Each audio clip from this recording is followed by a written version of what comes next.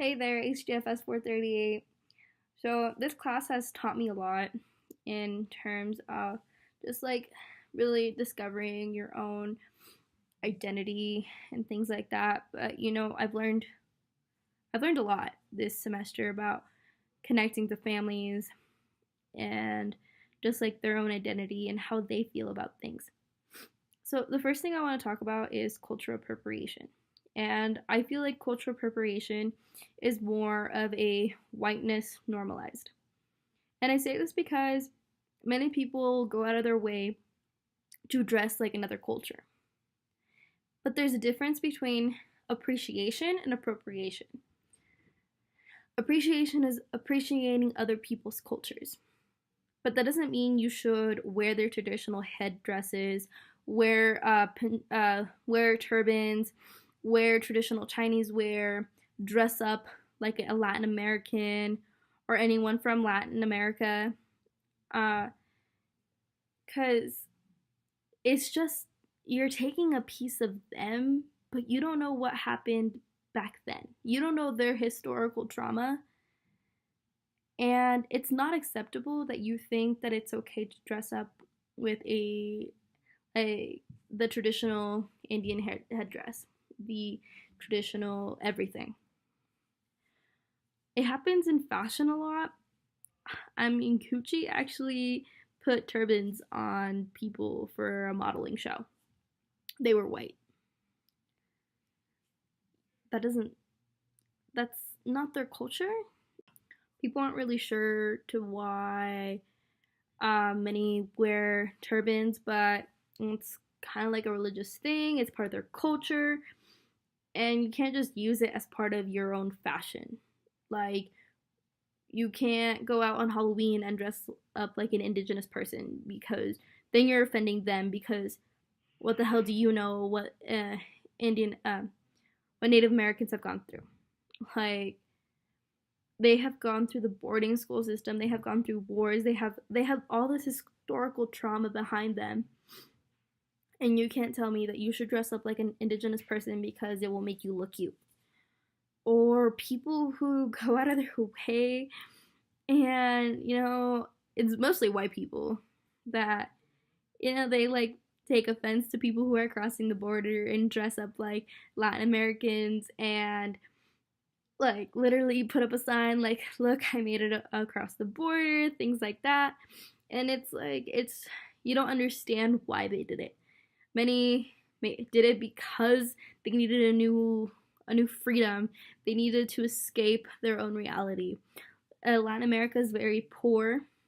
There's not many opportunities to grow, and I'm sure as glad that my parents brought my entire family over here to have a better chance at life. Another thing is like counter storytelling is something that I didn't really know about, but it like opened up my eyes more.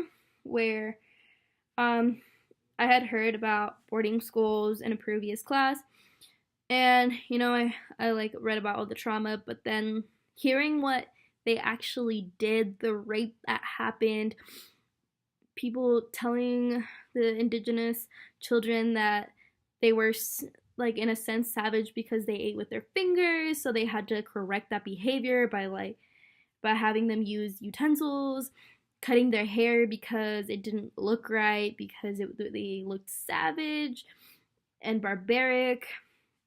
Like, another thing is like separating them from their families, and like when a family member gets like affected, like the whole family like overturns, and like there's just like this whole thing that happens with them. And then you have like the Bracero program, and they told everyone south of the border, hey, come work for us. We're offering jobs. Come make a better person out of you. Earn money. Blah, blah, blah, etc., etc., etc. But then it turns out that a few years passed by and they stopped the program. And at the border, they literally put a literacy program to ensure that no more come in. Because if you can't pass the literacy program, then you can't stay in the United States. Like, how do you do that to someone? And then, like, another thing that also like got me into this was multiracial relationships. It came with the question that we had in those check-ins, like, when was the first time you felt like discriminated against? And I mean, for me, it was like more a long time ago, but most recently is when I'm walking around the store with my boyfriend, or when we're on a date, and people look at you funny. It's this social judgment that you're not supposed to be with each other, and people stare. They give you dirty looks. They don't not accept anything. They reject your entire relationship because to them it's not correct. And it's people of your own culture, you know?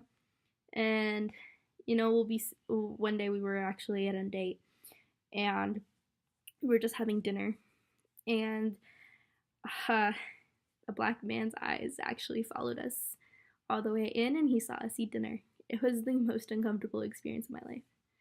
A white family stared at us. Latin Latinos stare at us. People believe that you should be with your own people. But what is that? Just because the color of our skin is different doesn't mean we're anything alike. And I think more people should see that and stop rejecting the idea.